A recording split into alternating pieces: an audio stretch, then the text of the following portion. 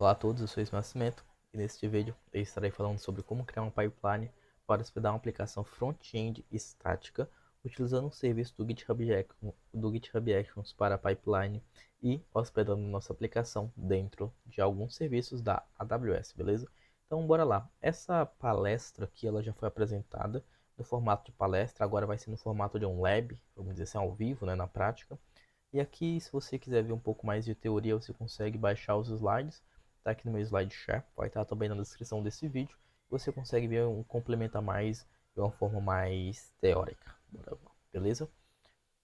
Então, beleza, bora lá. Então, primeira coisa, eu vou utilizar o conceito de infraestrutura como código. E eu estarei utilizando a ferramenta do Serverless Framework para executar a nossa infraestrutura feita como código para de fato enviar, tá?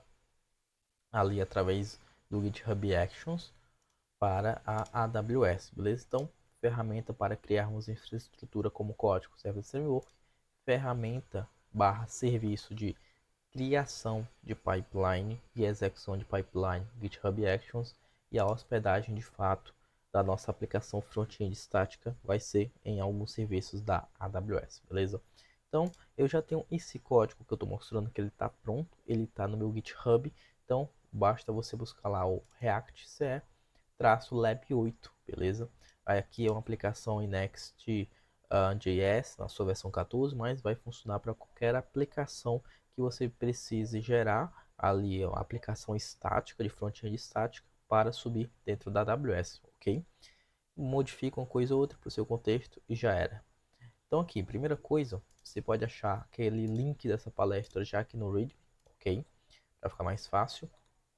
E aqui em específico, a aplicação em Next, que eu preciso passar aqui no Next config, dizendo output export, para a minha aplicação Next gerar ali os arquivos estáticos que eu preciso hospedar dentro da AWS.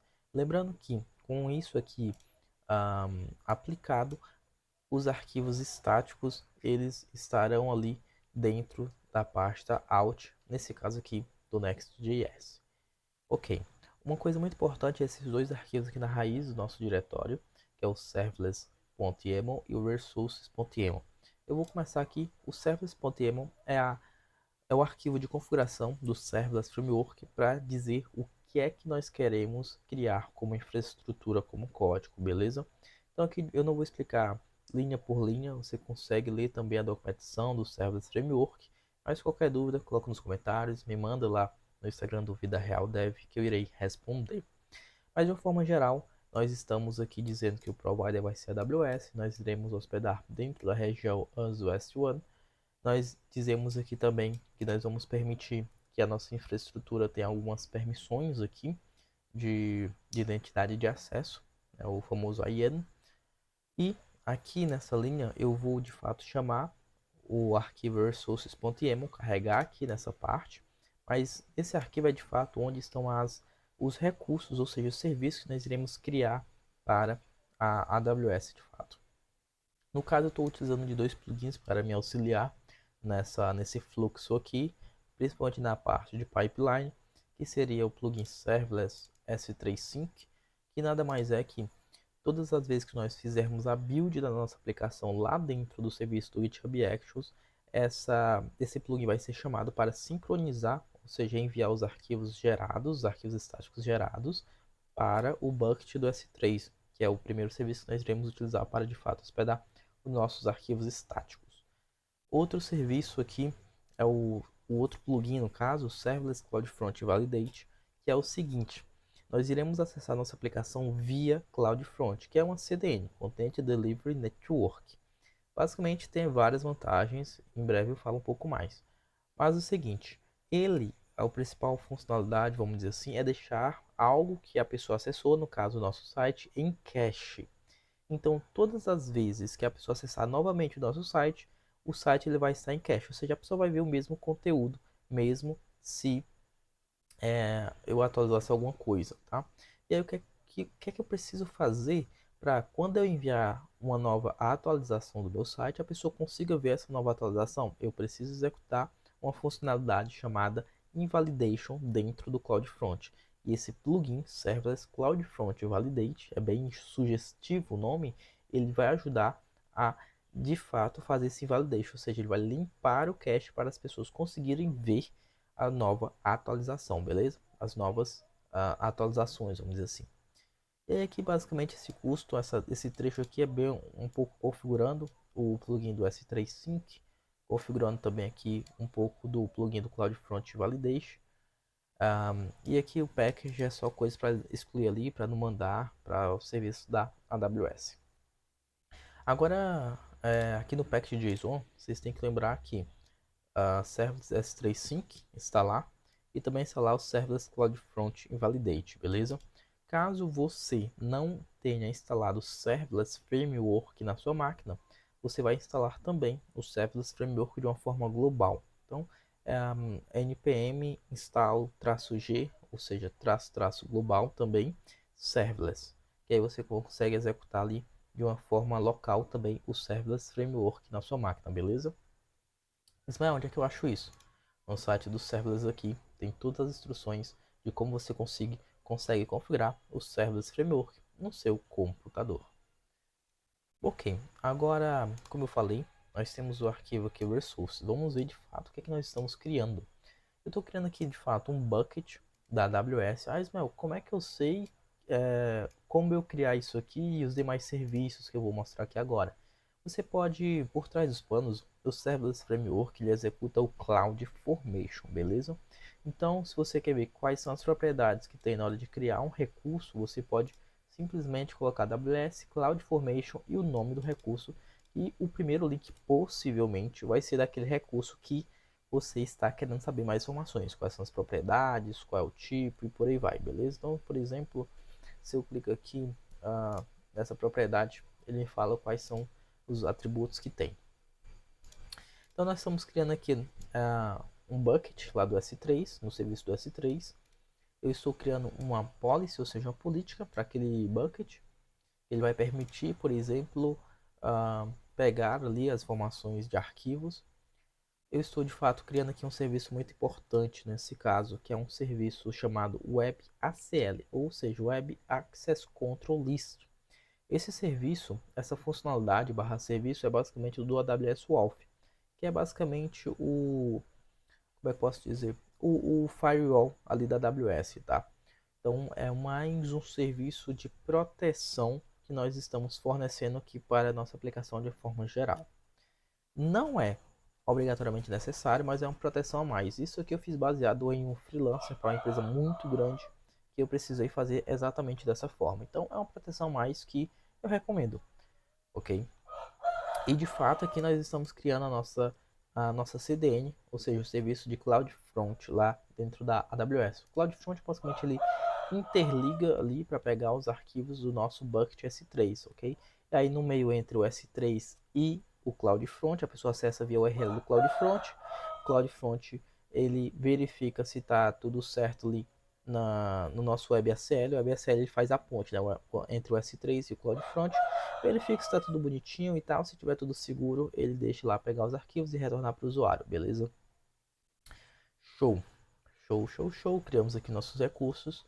E aí, como é que nós fazemos para de fato executar a criação desses recursos lá na AWS? Como eu falei, nesse caso, a nossa ferramenta barra serviço de pipeline vai ser o GitHub Actions. Então, aqui em .github barra workflows barra deploy, o arquivo deploy.emo, nós temos aqui a configuração do que, quando de fato, dizendo, olha, toda vez que eu fizer um commit para main ou para dev, eu quero que execute a pipeline do GitHub Actions, beleza? Então, nós podemos ver aqui algumas etapas de uma forma geral. Tem também a documentação do GitHub Actions, mas de uma forma geral, ele faz o checkout, ele está utilizando aqui o Node 18, no caso, aqui o Node 18. Ele está criando aqui as variáveis de ambiente que eu preciso para o meu projeto rodar. Caso você tenha mais, você precisa colocar dentro aqui essas variáveis de ambiente dentro do lado de configurações, secrets, as variables que eu vou mostrar ainda. Nesse caso eu só tenho uma variável que seria, vamos dizer assim, a variável de API URL, que eu gravo aqui num arquivo chamado .env, para minha aplicação na hora que for fazer a build, pegar as informações que estão no .env e criar minha aplicação de uma forma bonita, beleza? Então, eu estou instalando aqui as dependências, criando a build.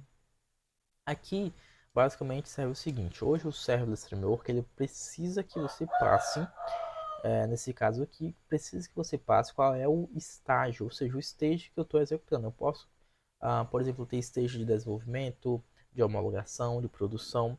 Então, por exemplo, se você envia para mim, eu pedi para ele verificar assim, olha, se a pessoa enviou para mim, então diga que o stage é de produção, prod, tá? Abreviado por prod.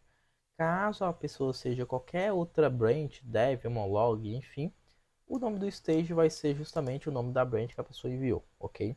Por quê? Porque na hora que eu for executar para o Serverless Framework executar a criação de toda a estrutura de fato dentro da AWS, de criação dos serviços, eu passo qual é o stage aqui, tá? Então, eu passo qual stage, um, e aí o Serverless Framework cria com um prefixo, no caso sufixo, de qual é o stage. Então, o nome do serviço, por exemplo, traço dev, traço prod, por aí vai.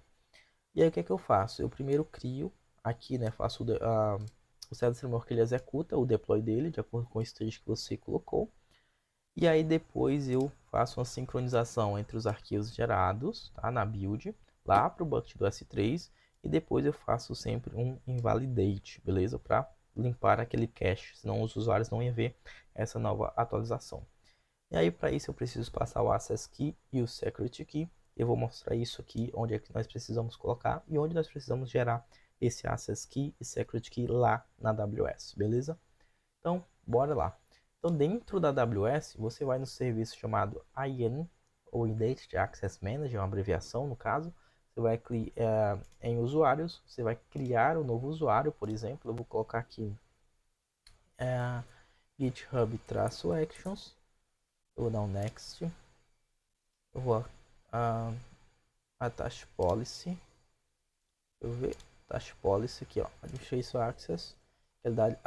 Ele dá basicamente permissão para tudo. Create User, criei o meu usuário, vou entrar no meu usuário criado, vou aqui em Security Credentials, beleza? Porque aqui em Security Credentials é onde eu posso gerar ali as minhas chaves necessárias. Aqui em Access Key, Create Access Key, vou colocar aqui a de Command Line, CLI,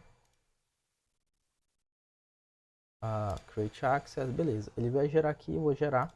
Você vai lá nesse repositório aqui do projeto, vai em configurações, beleza? Você vai aqui em Secret in Variables Actions. No caso, na parte de Secrets, você vai clicar aqui, ó, New Repository Secret. Vai adicionar, vai adicionar aqui. E aqui qual é o nome que nós precisamos colocar? Access Key. Então, colocar Access Key, adicionar. Mesma coisa para o outro, mesma coisa para o Secret. Então, vamos aqui adicionar mais um Secret, colocar o nome. Nós vamos aqui dentro da AWS, pegar aqui o Secret e adicionar. Ok? E nós precisamos também adicionar uma variável de ambiente, que é o Next Public API, tá? Onde é que nós fazemos isso? Configurações, Actions, só que em Variables, beleza? Vamos clicar aqui para criar um repositório de variável. Então, um novo repositório de variável aqui. Tá carregando. Beleza. Então, colocar aqui. E aí você colocaria, por exemplo, enfim, a informação. E aí eu vou mostrar a diferença dos secrets para o variable, tá? Por exemplo, eu vou adicionar aqui a variável. Quando nós adicionamos a informação aqui no secrets, você vê que não aparece com a informação. E quando nós adicionamos aqui em variables, já aparece com a informação. Porque o secrets é o coisa de quê? Segurança, tá? Variables não é coisa de segurança, é coisa mais que não é sensível, beleza? Então, ok. Com isso configurado, se eu der um commit, se eu subir agora a minha aplicação aqui, eu enviar um commit, já vai automaticamente executar o GitHub Actions, ok? Deixa eu mudar aqui alguma coisa, deixa eu ver. Eu tinha, enfim, pagado essas variáveis aqui, tudo bem. Vocês podem ver como é que eu tenho certeza que os recursos estão sendo criados na AWS quando o GitHub Actions rodar com sucesso. Vocês podem ver em CloudFormation, vai aparecer aqui um novo stack. Essa nova stack vai ser baseada no nome, no caso nesse nome aqui, ó, deixa eu mostrar aqui para vocês. Vai ser baseada aqui, ó, React Lab, React CE-Lab, traço o sufixo do stage, no caso que vai ser traço prod, por exemplo, vai aparecer aqui, beleza? Então, bora ver isso acontecer na prática. Então, vou dizer que eu rodei aqui, update, remove, env, vars. Vou dar aqui um commit push, beleza? Foi commit push, o que, é que nós podemos fazer? Eu vou duplicar aqui essa aba, só que nós vamos para o nosso repositório, para vocês verem que acionou a Actions, que a Actions está rodando, beleza? Então ela vai rodar com todas as etapas ali que nós colocamos para ser executado dentro do deploy.yaml. A última etapa é o serverless deploy, de fato. Ele vai fazer toda a build, a checagem, a criação das variáveis ali que nós definimos. E aí, de fato, ele vai ali colocar para criar a infraestrutura como código. Nas outras vezes, nós adicionarmos recurso, nós removermos recurso nos outros deploys, ele vai fazer isso, tá? Ele vai adicionar, vai remover de acordo ali com as nossas atualizações. Isso aqui demora alguns minutinhos, então vamos aguardar. Ele está rodando aqui já um install. Pronto, nesse estágio aqui ele já está fazendo o deploy. Se eu venho aqui em stacks e se eu venho aqui, ó, dar um update, você já vê que ele está criando em progresso o nossa nova stack com o sufixo aqui do stage, ok? Então nós podemos entrar, nós podemos ver os eventos que ele está fazendo, no caso o que é que ele está criando geralmente, ou excluindo, deletando, enfim. Aqui em Resource nós conseguimos ver todos os recursos ali que ele está sendo adicionado dentro da AWS que ele está criando, ok? Então vamos aguardar aqui. Vamos aguardar. Bom, deploy terminado. Nós podemos voltar aqui na AWS e verificar aqui, ó, o update complete. Então, se o update complete, nós podemos ver todos os recursos que foram criados. Nós podemos clicar aqui no caso do bucket, do CloudFront, do Distribution. Os outros recursos aqui são complementares para nossa stack rodar. Então, nós podemos ver que ele criou aqui, ó, ReactLab 8 Prod, um bucket, que já tem aqui a build que foi feita. E ele também criou um CloudFront. Esse CloudFront, ele já nos fornece uma URL que nós podemos já usar. Um URL por padrão, já com HTTPS, por exemplo. E se nós formos ver aqui em Security, ele já também criou um... Aqui, ó, ele criou aqui um Origins, né, um Security, ele criou um Web Application Firewall, o Web ACL lá que eu falei, tá? Que ele coloca entre o CloudFront e o S3, beleza? Então, executando certinho a nossa pipeline. Podemos ver aqui que executou bonitinho, beleza? Então, todas as vezes que eu der um novo commit ou para main ou para dev, no caso, vai executar essa pipeline bonitinha, ok?